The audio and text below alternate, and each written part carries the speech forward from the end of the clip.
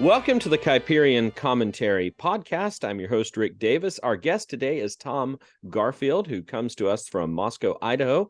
Tom was the superintendent of Logos. I mispronounced that. It's Logos. How do you pronounce it out there? Logos. Well, we said Logos because we just, anyway, it's a long story. But Logos School in Moscow, Idaho for 35 years, I think. And then for the last 6 years, Tom has been the academic dean of academics at Veritas Scholars Academy. He's written a couple of books about classical education, founding board member of the Association of Christian Classical Schools. So naturally, I wanted to have him on here to talk about something not related to education at all. So Tom has also been an art teacher for how long have you taught art, Tom? Well, golly, 36 years at Logos, and now, going on 6 years at Veritas. So whatever that is, 42. So a lot of art background there. I wanted to talk to you because I've seen your art. We have a family in our church who has some of your art in their house. You probably know them. If I named them, you'd know them. And my son has taken art classes with you for 3 years and has really enjoyed them. And so I wanted to talk to you about art and the Christian life. It's a topic that doesn't get talked about often on these sorts of podcasts because we're interested in politics and we're interested in theology and we're interested in and all of that sort of stuff. But Kuyper included a chapter on Calvinism and art in his lectures on Calvinism, which was his groundbreaking lecture series that he gave at Princeton. And so I thought I would bring you on here, have you talk a little bit about art and the Christian life. One of the things that I was noticing as I was reading back over Kuyper's statements about art is that he's kind of an artistic snob, it seems like. He's talking about the prevailing tendency of his day was toward an almost fanatical worship of art, and that was driving art down from the upper echelons of the people with the best taste down to the middle class and even to the widest strata of lower society. And how people are becoming immune to critique even by artists, and they just want to lay a production of their own, however poor, upon the altar of art. So he says it almost as if it's a bad thing that art is being democratized and brought down to the common people.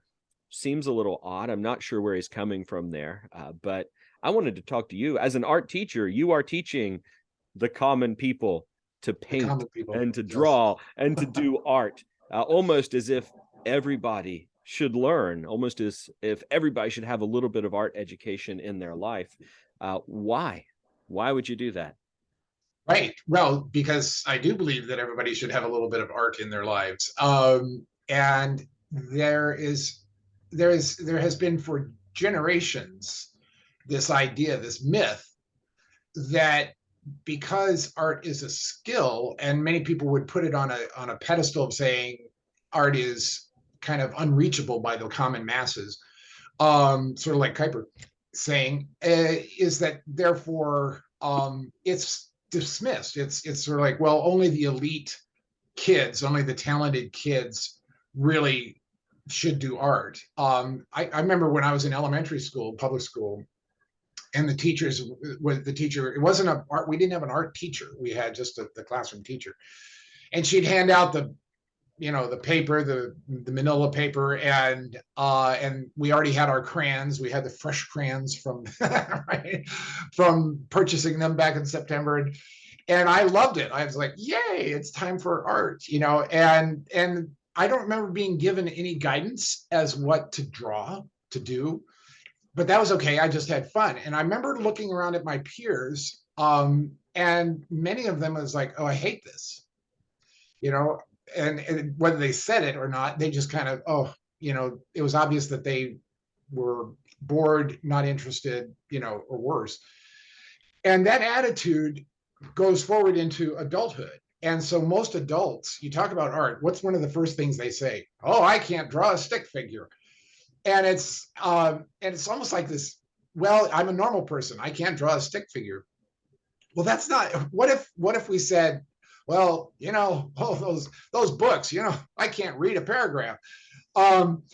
We wouldn't accept that. right? Or we shouldn't. We Yeah. wouldn't say that's okay. Or, I can't add more than 2 digits. Wow.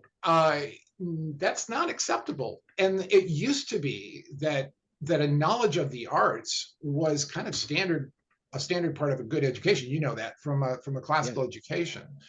Um, the, the understanding of a culture included its arts, and whether you can replicate perfectly, a David or something, that's not the point. That's not the point.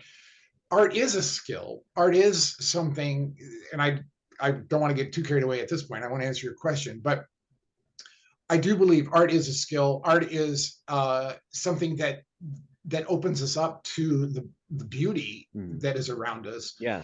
And every educated person should be exposed to that. And that means understanding the elements that go into art. And so, yes, I really do believe that all children should be taught math and reading and art and the basics of art. And I may be so bold as to say, after 4 decades of doing it, I can pretty much say, yes, that can be done.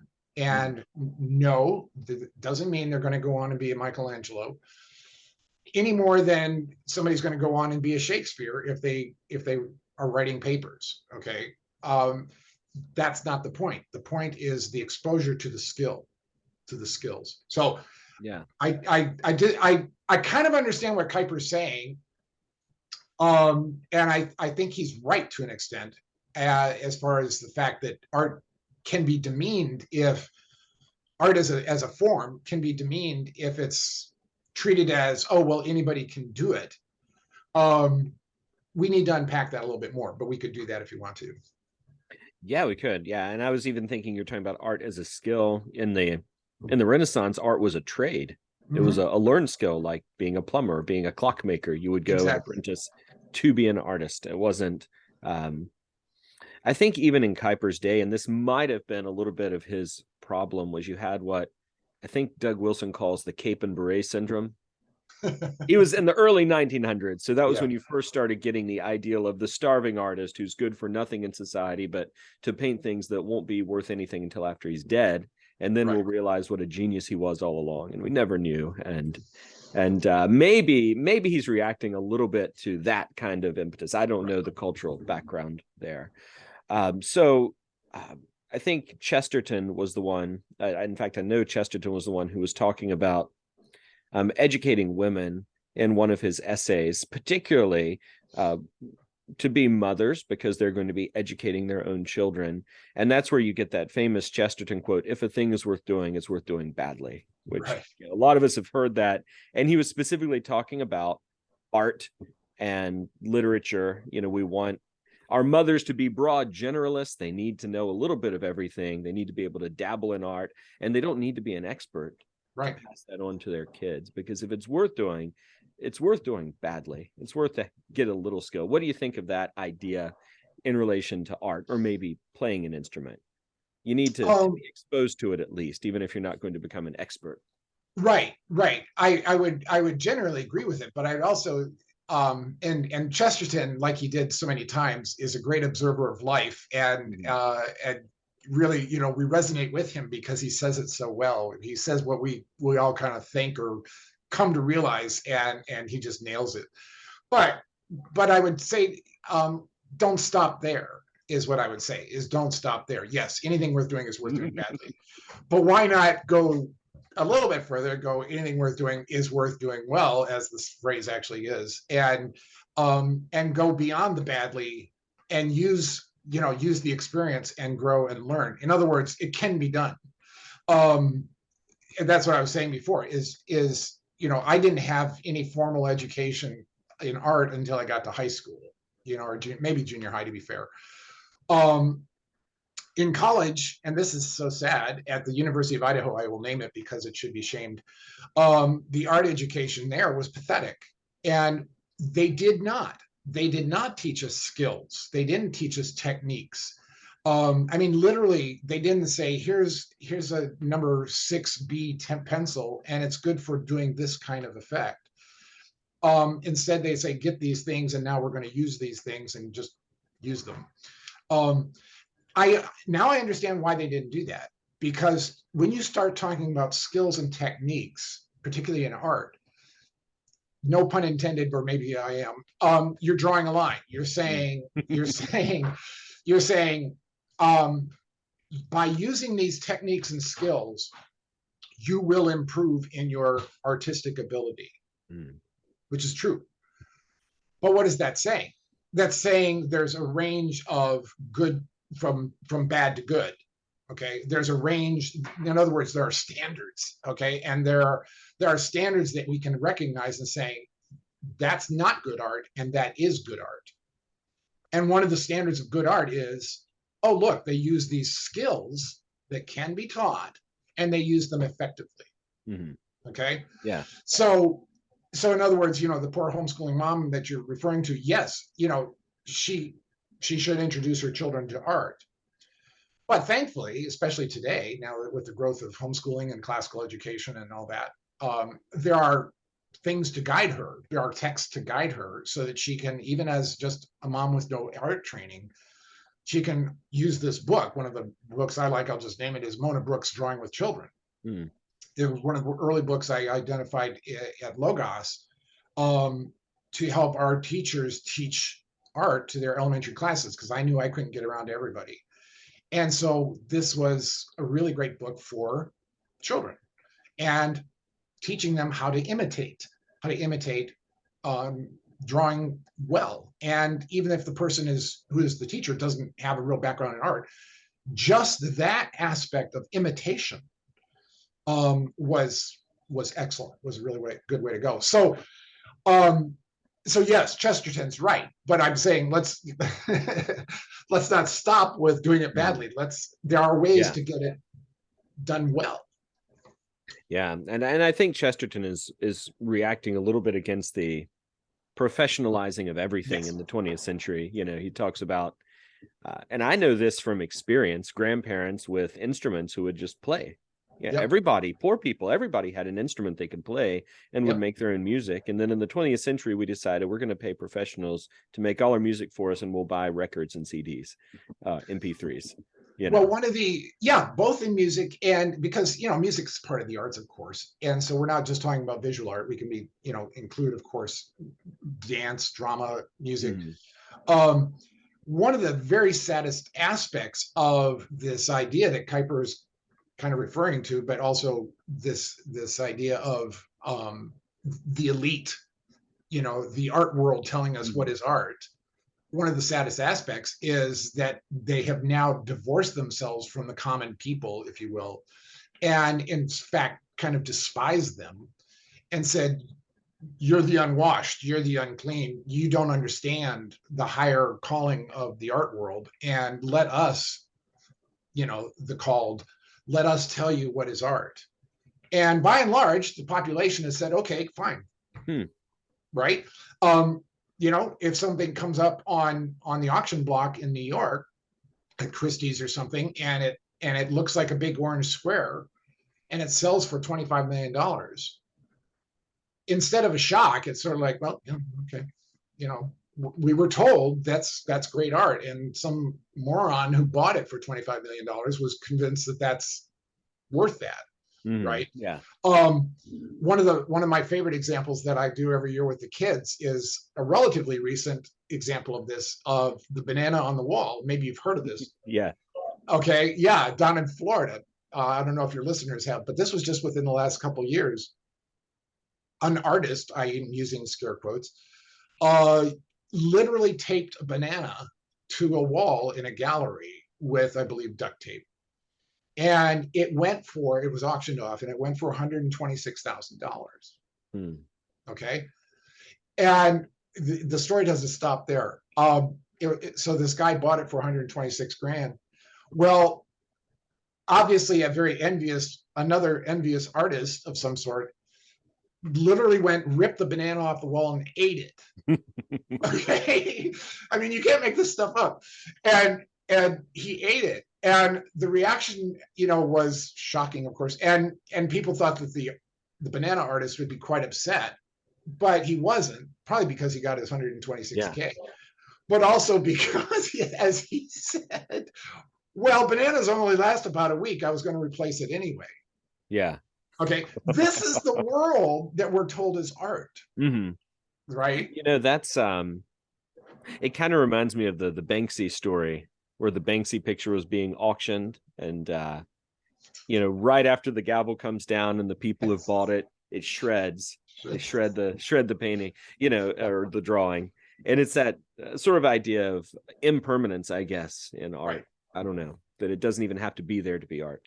Right. And this is where we are. We have, because we have divorced ourselves from, well, we've been led that way, but the art world as it now exists has divorced itself from reality to the point where now non-reality is their reality. And like this with the cards, um, such that, yeah, it doesn't matter. Doug Wilson, my pastor, often says it's either Christ or chaos. And we're I can't think of a time in my life when this is more obvious. And because I love art, I see it there very clearly. Is because Christ is no longer the focal point, chaos has taken over, and we're kind of okay with that. We've kind of made our peace. I say we, I mean by that Christians and the church, by and large, to the point where yes, we I'd say what 150 years ago, the American church kind of said, okay, we're just going to stay in our church building and we're not going to pay attention to politics or the arts or education. We're just going to do our worship thing. We're going to do our denominational thing. And this is the result. Mm. This is the result. So anyway, So that withdrawal from the world and exactly. giving up art to the well, and they did it with academics as well. I mean, that's kind of what Exactly. the Christian classical movement is trying to recover, is all the things we lost when we gave up culture. Right. And and so touching on that, um we've talked about truth, goodness, and beauty as being, Yeah. one of the other main triviums, if you will, that we want to address in our classical education is truth, goodness, and beauty. And I know you've heard this before, Rick, but Christians tend to agree on truth and goodness. Okay, by and large, there's not a lot of debate there. If you're a believer stating that Christ is God, fully man, as a truth, there aren't too many arguments about that, or else you're outside of the Yeah. fold. Okay, and the same with goodness. There aren't too many people that, as Christians, take exception to the Ten Commandments. Is that how you're supposed to believe or live? Well, yeah, God said so, and lying to your neighbor is not a good thing. But then you get to beauty, and it's like all bets are off, and everybody. I see this actually with my, by and large, Christian students. Beauty, you get into beauty, and suddenly these kids that were absolutists of 2 minutes ago are now relativists. And it becomes a, well, who's to say, kind of every man for himself, or Yeah. what do we have to do with you, David? Let's go to our own tents. um, but it becomes, yeah, who's to say, what's really beautiful, what is appropriate. And that, by and large, it's not just the kids. That's what they are taught, Yeah. right? Is you don't want to be judgmental, right? You don't want to be judgmental. And so as I go through, it takes me 9 months, excuse me, to walk these guys through a number of excerpts from books by Schaeffer, by a number of other artists, Ruckmacher, not artists, writers, on what does the Bible actually say about art? Does Yeah. it address art? Well, yeah, it does actually. Yeah, does it address beauty? Yeah, it does actually. And does God have standards, or does he say who's to say? um, no, he actually has some things to say about it. Yeah. And I think Lewis talks about that in The Abolition of Lewis, Man quite a yep, bit, where a lot of in the world today, the idea is when I make a comment about an aesthetic thing, art or music or a movie, I'm really talking about myself and my feelings about it. I'm not yes, talking about it. The idea that a student could say, I prefer, I don't know what students listen to now. I've reached the age that I don't even keep up anymore. Yeah, good luck. But let's say someone says, oh man, I know I'm outdated already here, but someone says, I Bach is boring. I like Kesha or whatever, something like that. And the idea that you could say, okay, you're wrong about that. Objectively, you're Right, wrong. right. Just the idea of saying that offends our culture. Oh, Like, you can say, well, yes, don't murder people. You're wrong if you do that. Or don't say 2 + 2 = 5. That's wrong. But if you say, no, this music is objectively better than this music, suddenly people get angry or frustrated, or you right. can't say that. Why? What Well, happened in the realm of aesthetics that cut it right. off from truth and goodness? I think what happens, and I've thought about this a little bit. I think what happens, Rick, is truth requires our trust. Okay, Mhm. we believe Christ is fully God, fully man. We trust in God's truth. That requires our trust. What does goodness require? Our obedience. Okay, our obedience. Either you're going to lie to your neighbor or you're not, and one of those is going to honor God and the other isn't. So goodness requires obedience. What does beauty require? Well, beauty requires our affections. Mm, Okay, beauty requires our affections. yeah. What do we love? What do we love? And that gets that's not cerebral, that's the heart. And I know there's not a real strong distinction, even though people like to make that. But we are one thing, but still it affects our hearts. When you listen to music, a piece of music that moves you to tears, you're not thinking logically. You're not Mm. reasonably saying, I think this piece is affecting my emotions. No, it just goes right there. And so when you tell a student that the band that they love is a wrongful affection, Yeah. okay, that hurts or can hurt, right? In a way that's saying, oh, you got the math answer wrong, okay, or you really shouldn't have said that mean thing in the chat box. That right? Yeah. Okay, yeah, that can bother them, but they know deep down, yeah, that probably wasn't very nice, and so sorry about that. Okay, so they disobeyed, or they got the answer wrong. They said something that wasn't true.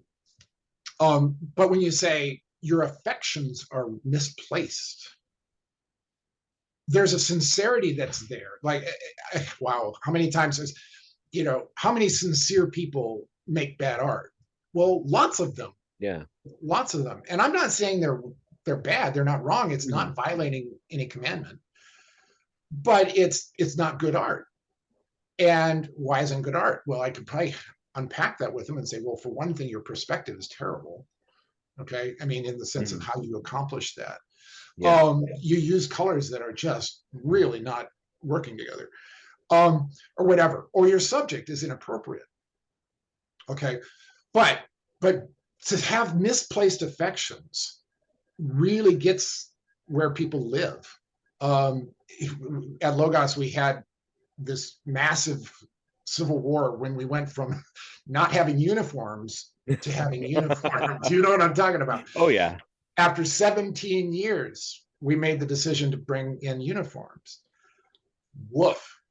And I had a lot of time to think about why is that? Why does that bother people so Yeah. much? What? How? Why? What? It's just a uniform. It's just school clothing. Well, it's beauty. It's beauty. You're Yeah. telling the parents, not that you don't know how to raise your children. You're sending them down the wrong path, but you're not teaching your children to love the right things.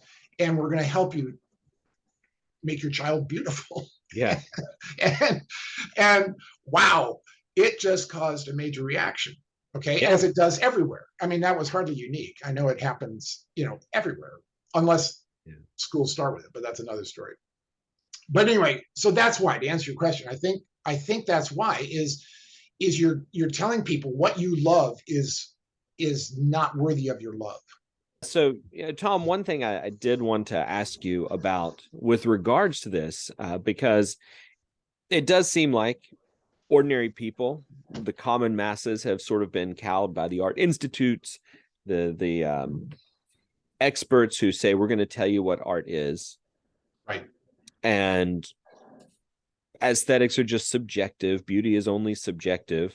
Yet we kind of know deep down it's not, because we look at a lot of works of modern art and say, well, that's not beautiful. Unless I've been to art school, I don't know that it's beautiful. At least someone with a PhD has to convince me this is beautiful before I know it. Uh, I wanted to ask you, do you think the internet, social media in general, has been good for art and artists?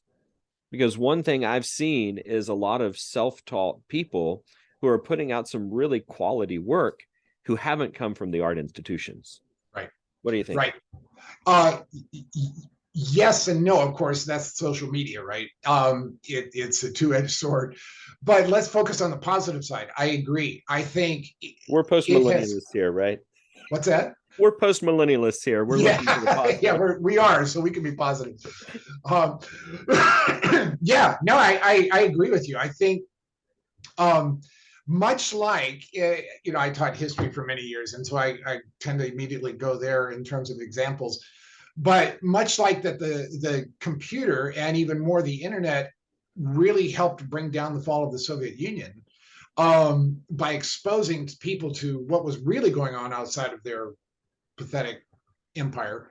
Um, I think social media can have the same effect. Barack Obama used it to some of his advantage, in his first election, for instance, and he used that as a platform to get his message out, and it arguably worked.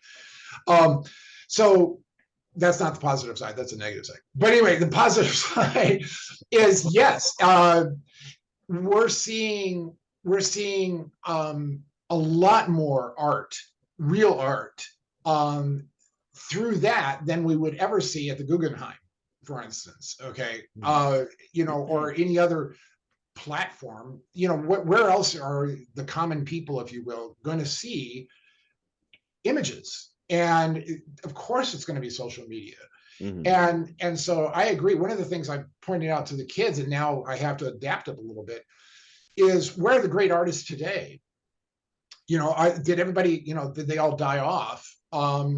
Is there no more talent anywhere out there just because it's not encouraged or taught?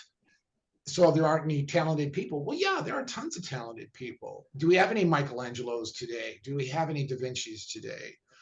Well, maybe not those guys, because they were rather unique products of their time. But are there talented people? Yes, there are many, many talented people. And where do they show up? Well, in my generation, I think they showed up. I'm a little bit older than you, but I still think maybe in both of our generations, they showed up in children's literature. Mm. Okay. Seriously, I would say if you look at children's literature from the early to mid 20th century, wow. Okay. A good example is N.C. Wyeth. Okay. You might be familiar with him. Oh, yeah. N.C. Wyeth was best known for his illustrations in some of the great classic children's books, Robin Hood, Treasure Island, Kidnapped.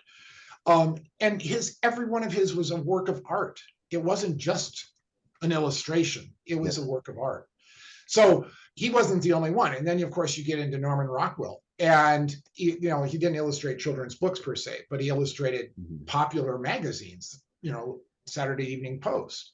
Okay. Well, that was the social media of the day. Yeah. I mean, it was. That's where people saw images. And so that's one of the reasons he became America's artist. I mean, it was, not to mention the fact that he was really good. Oh, but I have to say, Rick, in my art school, I keep using scare quotes because it's just so hard to say it straight. In my art school at U of I, he was a bad word. I mean, it was the kind of thing somebody scrawl on a bathroom wall, Norman Rockwell, because he was despised. Even the Wyeths were despised by the elites. I know it begs the question: why would? Because so not just N.C. Wyeth, but Andrew Wyeth. Andrew Wyeth too. Who's the third one? The grandson? Jamie, I think his name Jamie. is. Okay, yeah. Yeah. They were not just ignored, like we weren't taught about them, which we weren't in our art history courses. They didn't come up. By and large, they didn't come up. Yeah. I think Hopper was lucky to get in there because Edward Hopper. Winslow Homer, not so much. Hmm. But Rockwell had a special amount of derision placed on him. Why? Well, because he was popular. Hmm. He appealed to the masses. The masses appreciated him, and therefore the elites despised him. I'm not making that up. I'm not exaggerating. Yeah. That's absolutely the truth. Well, jumping to your question or tying it to your question, the art elite today would also despise using social media to get somebody's art out there. Yeah. And I have seen, I haven't really looked because I don't know where I'd look, but when I've come across somebody's artwork, it's like, oh my word, this is amazing. This is beautiful stuff. And sometimes they're using a medium I wouldn't necessarily use, Yeah. whatever. I'm not a sculptor, that kind of thing. But there are people that are producing amazing works of art. The first thing that comes to mind is there's a watercolor artist in Japan who I can't remember the name, and I probably get it wrong anyway, but does amazing portraits in Mm. watercolor, beautiful portraits in watercolor. Never would have heard of them apart from the internet. So looking at the world of art right now and where Christians are in it, sort of a final wrap-up question here. Over the last 25, 30 years, Christian classical education has been trying to rebuild the ruins Right. of what we lost. How are we doing as far as asserting the lordship of Christ in the world of art? And what are the opportunities in the future? How can we do better as a culture, as a Christian, reformed, evangelical culture? I would give us about a C. Okay, I think we're not failing. And what I'm basing this on, Rick, is I've been to a lot of classical Christian schools, and obviously had my experience at Logos, but I've also had the pleasure of and the privilege of going to a lot of ACCS schools for accreditation or whatever, but also just to visit. And I would give us a C. And we have the right idea, okay, that art is not to be dismissed as it is, frankly, in the government schools. They don't know what to do with art. They gave it up a long time ago, and now it's just kind of they pander to a certain group of kids or families and say, yeah, we'll do something. Yeah. But by and large, they don't care. But in classical education, we understand enough of our past that we cannot and should not ignore the arts. That's a very, very critical part. We know it's a critical part of educating young people. The reason I give us a C and not an A is because we have a long ways to go. Okay. I have been to a number of schools where they knew they should do something, they just didn't know what to do, like we were talking about with the homeschool mom a little bit ago. Yeah. They know so they're doing it badly. Okay. All right, well, God bless them, they're going to have to figure it out. And they're probably going to have to get somebody who leads the charge, just like every program, every program at a church, every program at a school, somebody's got to take it by the horns and say, all right, we're going to do this. And that's what needs to happen at every classical Christian school, is somebody, even if it's not a gifted art teacher, but somebody that says the arts are critical to what we do. We need to get somebody to lead our program. And some schools have done that. Some schools haven't, well, let's be honest, shelled out to do that. And so they're staggering along, and they're going to continue to stagger until they kind of figure it out. But I think there are resources now, like I mentioned before, the Mona Brooks book, there are many others. There are resources to guide somebody to say, here's a path forward. Here's how to train children up in these arts. They're going to have a battle, though, Rick. They're going to have a battle because, if you say we're going to bring back phonics, nobody really is going to give you a hard time about that. And and in a few weeks you can show its success and go, look at there. Nobody's going to give us a real hard time about saying, let's use omnibus or let's bring back, a creational view of science or whatever. There's not going to be a lot of pushback on that. Yeah. But as we mentioned earlier, there is and will be pushback on what is beauty. And in an art program, even in a classical Christian school, if you start saying things like, that's ugly, and your affections are misplaced to like it, you're going to get some pushback. Yeah. And I think it has to have that aspect of, at home, the family has to love beautiful things and Right. promote beauty as an ideal. It's something you want to aim for. So Right. yeah. Knowing where we have strength here, in answer to your question too, is that this truth, goodness, and beauty trivium is considered by most classical schools the other trivium, and they want beauty. And so you see it in their architecture, you see it in their school uniforms, you see it in the kinds of programs that they use at the school. So I have high hope that that's going to also be reflected in the art program that they're going to use. Yeah. Well, Tom, thank you for talking to me today. This has been a fun conversation. I've enjoyed catching up during the summertime with you. So glad to do it. Good to see you all again. right.